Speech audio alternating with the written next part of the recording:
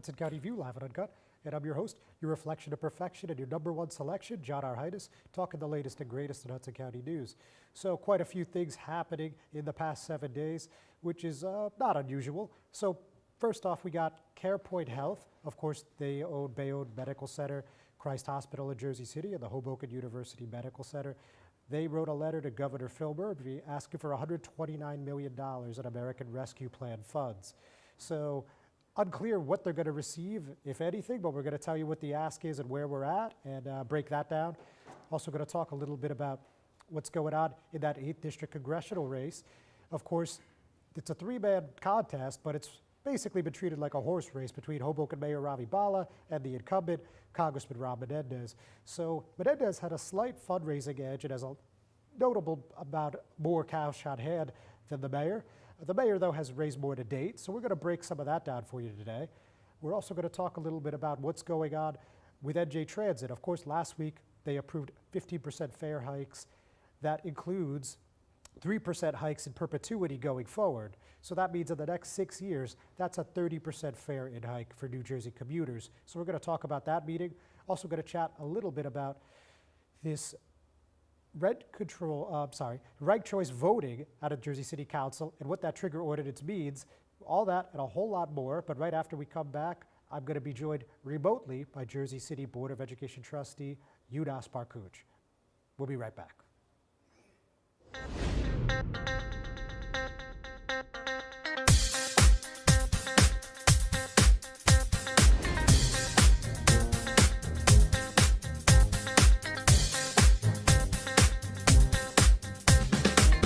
Burns Brothers Memorials, Monuments, and Markers, 787 Tunley Avenue, Jersey City. Hudson County's only monument maker, serving all faiths and cemeteries. Design, studio, and large inventory on site. Cemetery inscriptions and custom orders welcome. Burns Brothers Memorials, Monuments, and Markers, 787 Tunley Avenue, just south of Secaucus Road. Craftsmanship that will last for all eternity. Burns Brothers, Jersey City, Albert H. Hopper, North Arlington. Visit us on the net. Good Friend Self-Storage in North Bergen, New Jersey is a fully climate-controlled facility equipped with state-of-the-art security, packing supplies, a Refer Friend program, and multiple loading docks convenient for commercial use. Located just off of Route 3 at 4301 Tunley Avenue, Route 1 and 9. Call 201-867-2444 or visit us on the web today. Good Friend Self-Storage. Let us be your good friend. Consumer Carpets, 3408 Kennedy Boulevard in the Jersey City Heights, your one-stop store for residential and commercial floor treatments, carpeting, linoleum, tiles, laminates, hardwood floors, area rugs, remnants, all major brands, all in stock. Free estimates, same-day installation. Consumer Carpets, it's savings, selection, installation. Credit cards and debit cards accepted. Financing available. Consumer Carpets, price to fit your budget, installation to fit your schedule. On the net at consumercarpets.com. Consumer Carpets, Jersey City, 201-792-2720. Hudson County.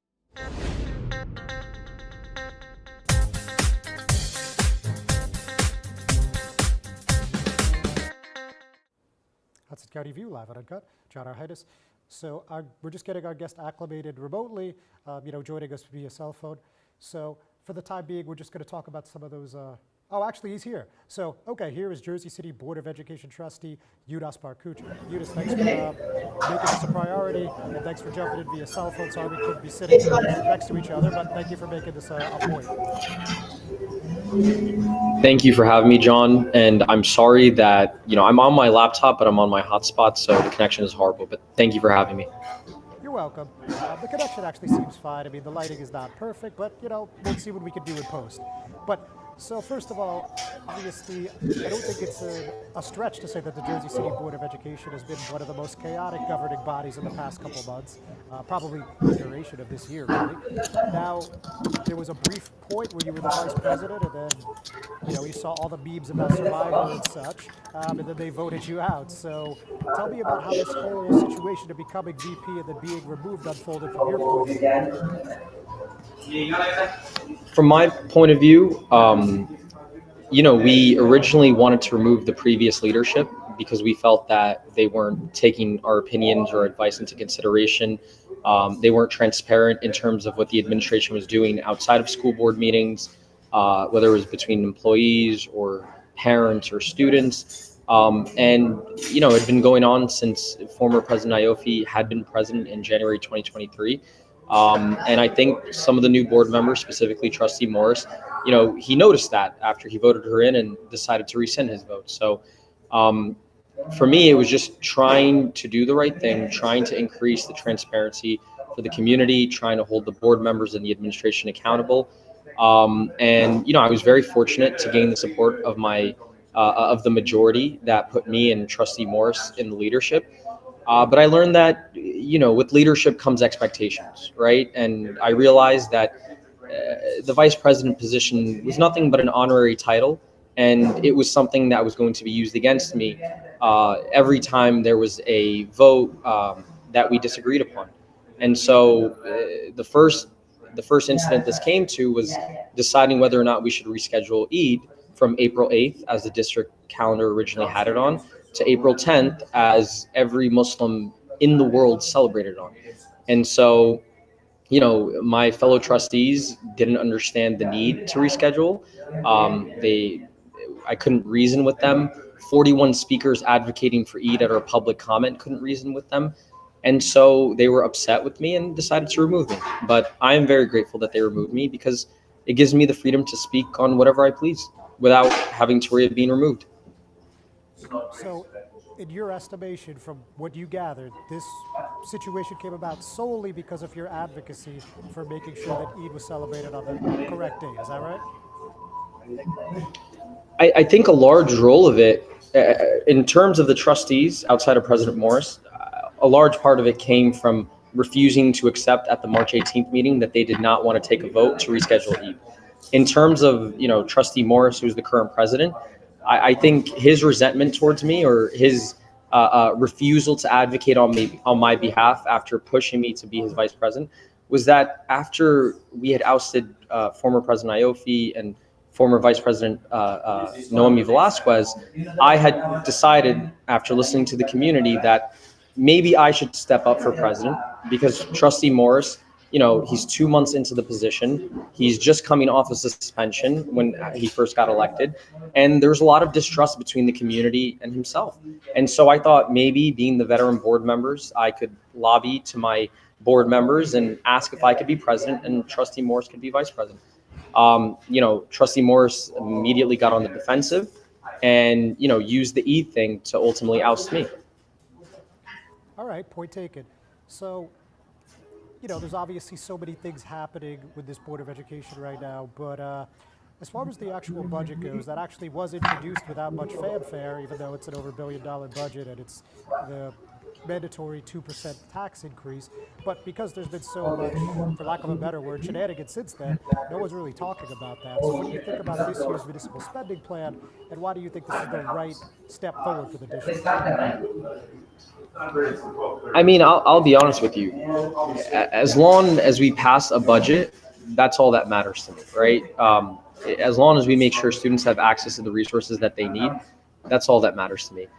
My biggest issue with this budget is that it wasn't given to the board members in advance as a result of the whole, leadership ousting fiasco. It wasn't shared with the community. It's been submitted to the county superintendent. It's been approved by the county superintendent, and there's yet to be a user-friendly budget posted on the district website. We're always going to pass a budget no matter what. The budget's always going to get passed no matter what. The question is it taking recommendations from the community that it serves? Is it taking recommendations from the students that it serves, from the staff that it serves, right? Or is it just a budget that is created by a few in the school district, the higher ups in the administration, without necessarily taking into consideration everyone that deserves to be at the table? So the next step for the school district is to hold public budget hearings from now up until the budget is approved in late May. And I haven't seen anything from the district on holding these budget hearings. So I'm going to hold them accountable to that, because it is required by New Jersey state law. Much appreciated. Don't go anywhere. Ladies and gentlemen, definitely stick with us as well. We're just going to take a quick break. We'll be right back.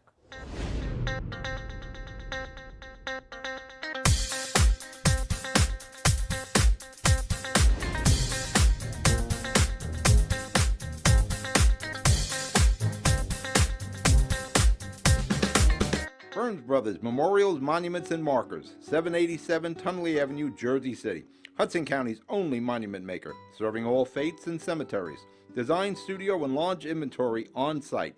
Cemetery inscriptions and custom orders welcome.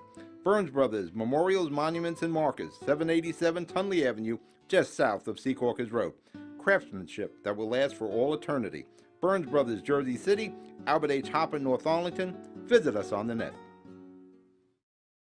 Good Friend Self Storage in North Bergen, New Jersey is a fully climate-controlled facility equipped with state-of-the-art security, packing supplies, a Refer Friend program, and multiple loading docks convenient for commercial use. Located just off of Route 3 at 4301 Tunley Avenue, Route 1 and 9. Call 201-867-2444 or visit us on the web today. Good Friend Self Storage. Let us be your good friend. Consumer Carpets, 3408 Kennedy Boulevard in the Jersey City Heights, your one-stop store for residential and commercial floor treatments, carpeting, linoleum, tiles, laminates, hardwood floors, area rugs, remnants, all major brands, all in stock. Free estimates, same-day installation. Consumer Carpets, it's savings, selection, installation. Credit cards and debit cards accepted. Financing available. Consumer Carpets, price to fit your budget, installation to fit your schedule. On the net at consumercarpets.com. Consumer Carpets, Jersey City, 201-792-27.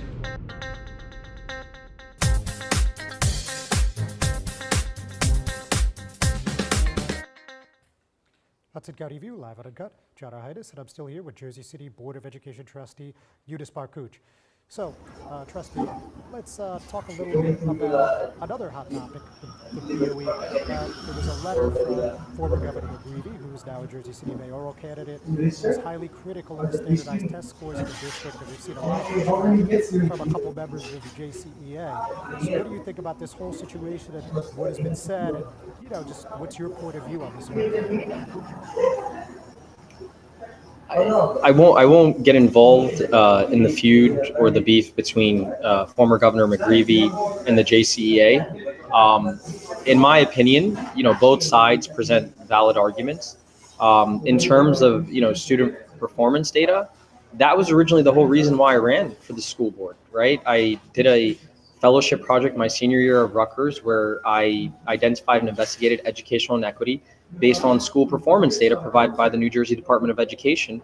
And it was absolutely depressing to see how some of our students are performing and how these issues have been ongoing. And it doesn't seem that, you know, there's any initiatives in place to improve their performance or their overall outcomes or secondary enrollment or college readiness. But at the same time, you know, I can see the JCEA argument, which is, you know, our school district is very large. It's the second largest in the state. You know, it deals with a number of at-risk populations, at-risk student populations, low-income students, English as a first language students, you know, students with disabilities, special needs. So, you know, it's very difficult to compare us with other school districts when you consider all the factors that make Jersey City Public Schools who they are and what they are.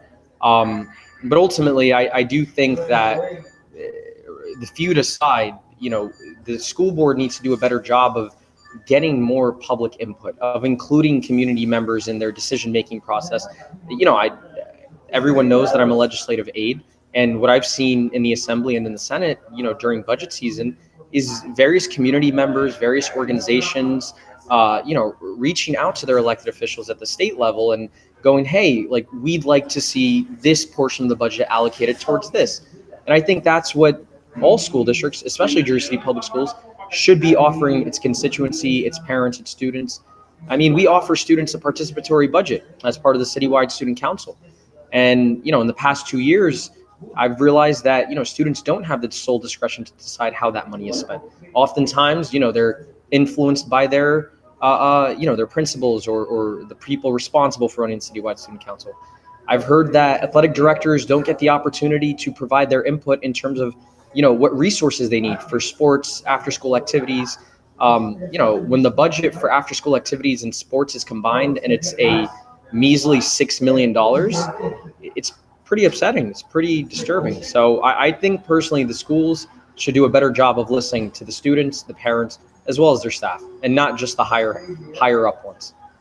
Very good, Trustee. Thanks for that feedback. Now, when we're talking about the NJDOE regarding the February 29th meeting, there were some folks within the district and on your board that were hoping that they would get involved and weigh in on that decision. Obviously, now we're approaching 2 months later and nothing has happened. Do you anticipate that it will or no? I don't really know for certain. I played a role in removing former President Iofi and former Vice President Velasquez, and I wrote up the policy violations that they had committed.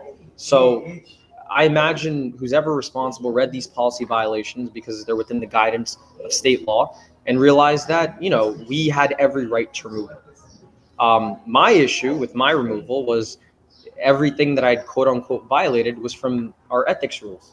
And there's an ethics commission that decides whether or not you acted unethically. So for my trustees to remove me without necessarily waiting or submitting some sort of complaint to the ethics commission is absolutely ludicrous. So I don't expect to hear anything from the NJDOE in regards to the February 29th fiasco, because it was done as properly as it could have been.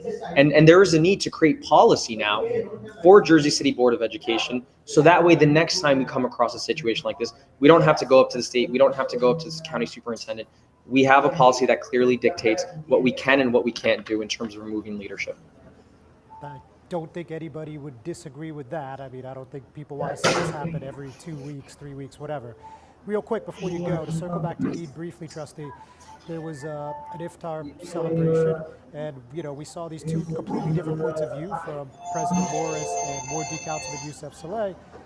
My understanding is you were present. Anything you'd like to share about what took place that day? I plan to write an op-ed about what happened. I've just been giving it some time because I don't think anyone should write anything or put out anything based on emotion. But I was at this iftar with Councilman Saleh. I was there for the entire interaction, and just the level of respect that Dejan Morris treated, the first Muslim city councilor in Jersey City history, the highest elected Muslim official in Jersey City, was absolutely disgusting, right? And it was after Councilman Saleh offered his hand just after publicly apologizing to him for, a little bit of the tension between them when they first entered. And, Dejan Morris would not shake the councilman's hand and then proceeded to go, assume that what Councilman Saleh was saying was a threat, and then proceeded to threaten that he would ensure that Eid would not be on the right date for as long as he was a school board member. I think when you're president of the most diverse school district in New Jersey, that is absolutely horrible to say, and he should be removed, in my opinion. And I'm sure there are members of the community that are working to remove him. So Councilman Saleh's account from your perch, so to speak, that was 100% accurate? Councilman Saleh's account was 100% accurate in terms of how everything went down. It was 100% accurate. And if you'd like, I'm happy to meet with you again and we can go into detail on that because I know we don't have much time. Trustee, thank you very much. We really appreciate it. Next time, hopefully we'll catch you in the studio, but I really do appreciate you sticking to this commitment and making the time. Of course. I love you, John. All right. Thanks, Younass. Talk soon. Ladies and gentlemen, we're going to take a quick break. We'll be right back.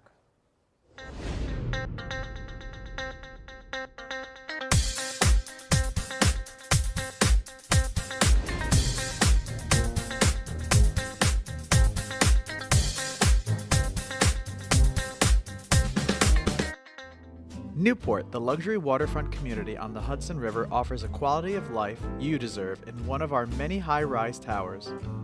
With amenities such as the on-site Newport Path, light rail, Newport Town Square, 3 playgrounds, dog run, upscale restaurants, retail giants like Kohl's, JCBOE, Macy's, and Target. Morton Williams and Acme Supermarket are just outside your front door. A health and fitness center, skating rink, and medical facilities are also on site. Enjoy the New York skyline from our waterfront and various parks. Manhattan is just one pass stop away, or quick ride through the Holland Tunnel. Nursery and private elementary schools all on site. 12-screen movie theater at the Newport Center Mall. Looking to visit? Stay at the Westin or Marriott Hotel. For more information, visit us at newportnj.com. Make lasting memories to cherish forever. It's incredible. It's you, Newport. Live like you want. Good Friend Self-Storage in North Bergen, New Jersey is a fully climate-controlled facility equipped with state-of-the-art security, packing supplies, a Refer a Friend program, and multiple loading docks convenient for commercial use. Located just off of Route 3 at 4301 Tunnelly Avenue, Route 1 and 9. Call 201-867-2444 or visit us on the web today. Good Friend Self-Storage. Let us be your good friend. Burns Brothers Memorials, Monuments, and Markers, 787 Tunnelly Avenue, Jersey City. Hudson County's only monument maker, serving all faiths and cemeteries. Design, studio, and large inventory on site. Cemetery inscriptions and custom orders welcome. Burns Brothers Memorials, Monuments, and Markers, 787 Tunnelly Avenue, just south of Secaucus Road. Craftsmanship that will last for all eternity. Burns Brothers, Jersey City, Albert H. Hopper, North Arlington. Visit us on the net. Consumer Carpets, 3408 Kennedy Boulevard in the Jersey City Heights, your one-stop store for residential and commercial floor treatments, carpeting, linoleum, tiles, laminates, hardwood floors, area rugs, remnants, all major brands, all in stock. Free estimates, same-day installation. Consumer Carpets, it's savings, selection, installation. Credit cards and debit cards accepted. Financing available. Consumer Carpets, price to fit your budget, installation to fit your schedule. On the net at consumercarpets.com. Consumer Carpets, Jersey City, 201-792-27.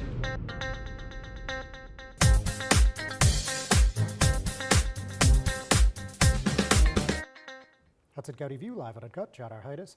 So let's get into some recent news. So over here on Monday, I reported about this letter that 4 officials from CarePoint Health from both the Broad organization and from the Bayonne Medical Center, Christ Hospital in Jersey City, and the Hoboken University Medical Center. And they wrote to Governor Phil Murphy, again, as I said at the top of the program, looking for $129 million in state funding in American Rescue Plan dollars. Now, if you guys did see, at the beginning of the month, the Record had a pretty interesting story, in my opinion, that there's billions of extra dollars from American Rescue Plan funds. Of course, that's federal money that was released during COVID-19, at least at the height of the pandemic. And there's still a few $1 billion left, and those allocations have to be done by the end of 2026, or they revert back to the U.S. Treasury. So with that context in mind, the letter said in part, the hospitals are critical access points for the people of Hudson County and its surrounding communities. We are seeking $125 million in ARPA, Coronavirus Recovery / State Fiscal Recovery Fund, to ensure the hospital's capacity to deliver healthcare services to the diverse communities throughout Hudson County. Now, specifically, they're saying this is needed to purchase the hospital land and continue providing healthcare services without interruption. The second part probably is pretty obvious, but nonetheless, want to make sure that that's stated outright. And the people who signed it are the chief hospital executives for Christ Hospital, that's Marie Duffy, and her counterparts in Hoboken, Anthony Gigliardi, and Bayonne, that's Dr. Alfredo Rabides, and also the CarePoint Health Systemic Chief Medical Officer, John Rimmer. Now, they also refer to Christ Hospital and the Hoboken University Medical Center as safety net hospitals that have collectively seen over 60,000 charity visits in their emergency departments, as well as more than 40,000 charity visits at their neighborhood health centers since the beginning of COVID. So, I think that point is fairly clear. The only other thing that I'll mention is obviously CarePoint's finances have seen better days. Now, we've talked about this for many months, but remember, in January, they announced a team up with former rival Hudson Regional Hospital over in Secaucus, but it turns out that announcement came the same day that a state monitor was appointed, again, due to financial concerns. So that was about a month after CarePoint President and CEO, Dr. Enchidia Malik, said the hospital chain would need $130 million to continue operating, quote, at an optimal pace. So with all that, we haven't heard anything from Trenton. And when we do hear something from the governor's office or some department from the State House, we will definitely 100,000% let you know. Now, let's move on to the 8th District congressional race. So, long story short, this has been a very, very expensive and a very competitive contest debate to date. And what you have is you've had, Mayor Bhalla probably put out at least a handful of mailers. He's been up on TV with at least 2 commercials. And, the congressman has hit mailboxes pretty hard in his own right. So I always like to take a look at what's going on through the Federal Elections Commission reports. Of course, most of you know it as the FEC. Long story short is this. Bhalla has raised nearly $1.6 million to date. That's pretty impressive for any challenger on any level, I think. But in this quarter, Menendez had a slight advantage. He raised about $679,000 compared to $649,000 from Bhalla. Bhalla has about $992,000 cash on hand. Menendez has more along the lines of about $1.2 million cash on hand. It would take a really long time to go, 1.175 actually, be a little closer for Menendez. We could read all these donors that I noted, but it's a pretty long article. I mean, we're talking between these two candidates, they had 650 plus pages of finance reports filed. So there's a lot of spending, there's a lot of fundraising going on in this contest. Couldn't overstate that enough.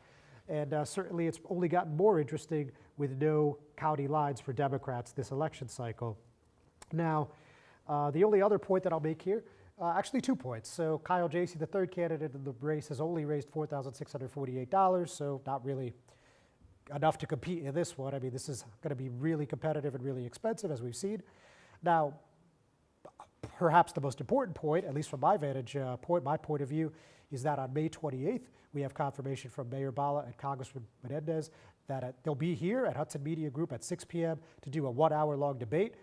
To my knowledge, folks, this is the only in-person congressional debate in New Jersey, so I'm really happy that we got this together. It took a lot of articulous and meticulous planning, and I want to say thank you to both campaigns for making sure that they're a part of it. And of course, I want to thank producer Pat O'Melia and of course production, my friend Garrett. None of this would be possible without all those people involved. And just again, want to say a big thank you, and we're really looking forward to it. So moving on, let's talk a little bit on some more state-oriented issues. For example, NJ Transit increasing commuter fares 15% in face of a public outcry against it. You guys remember that I've talked about that there were 10 public meetings throughout New Jersey, only one in Hudson County, that was at the Secaucus Transit Station, named after former Senator Frank Lautenberg.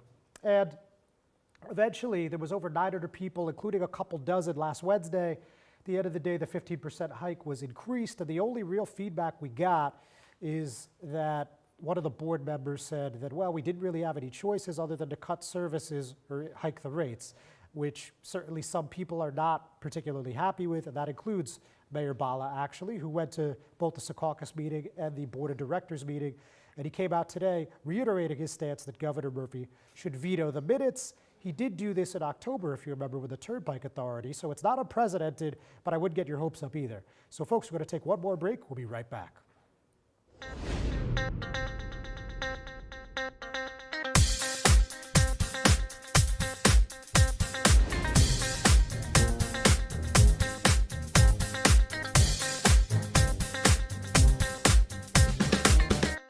Good Friend Self-Storage in North Bergen, New Jersey is a fully climate-controlled facility equipped with state-of-the-art security, packing supplies, a Refer a Friend program, and multiple loading docks convenient for commercial use.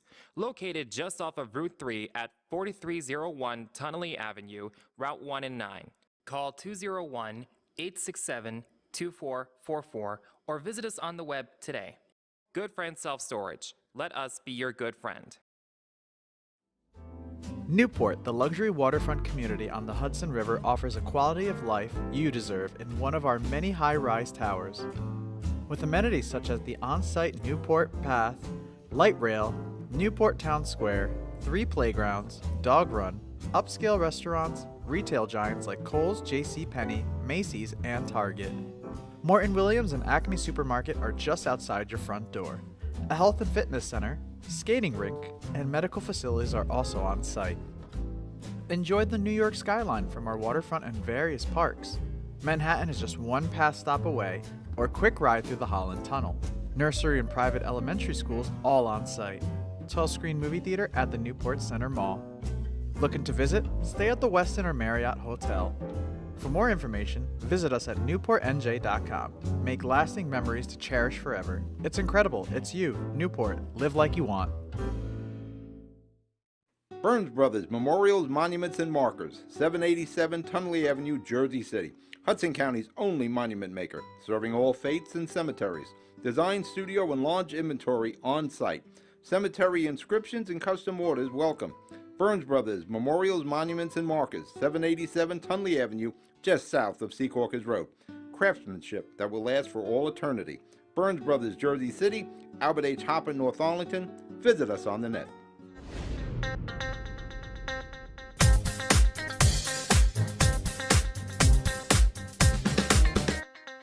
Hudson County View, live and uncut. John Arhitis. Just a few more before we let you guys call it a week. Now, ranked choice voting, obviously this is something that was talked about in Jersey City for a long time.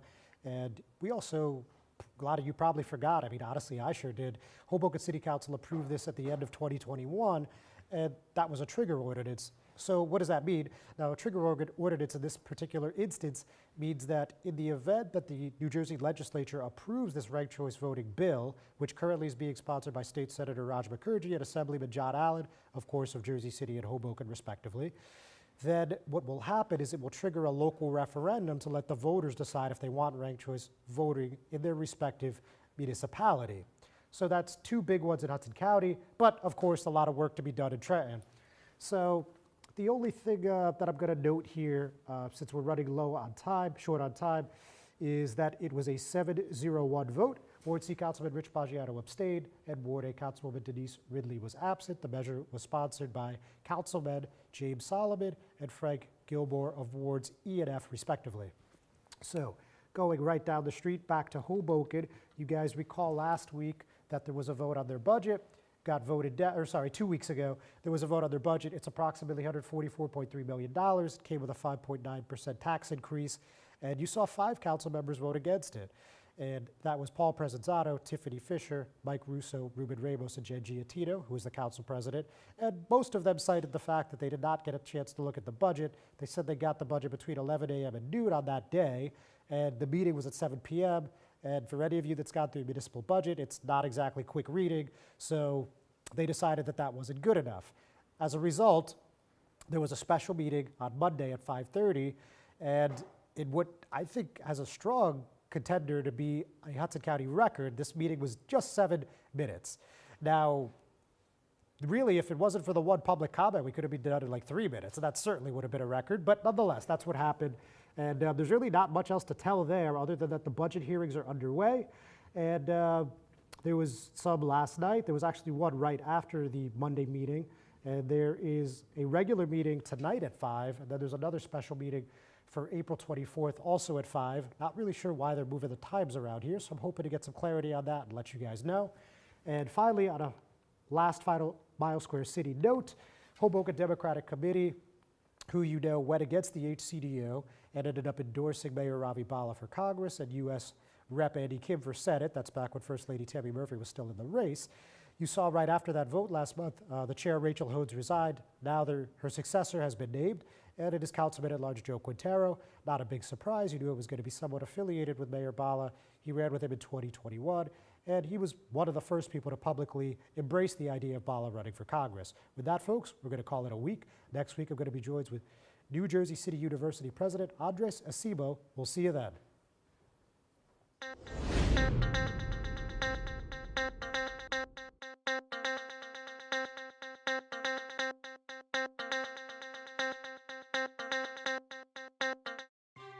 Thanks for watching Hudson Media Group.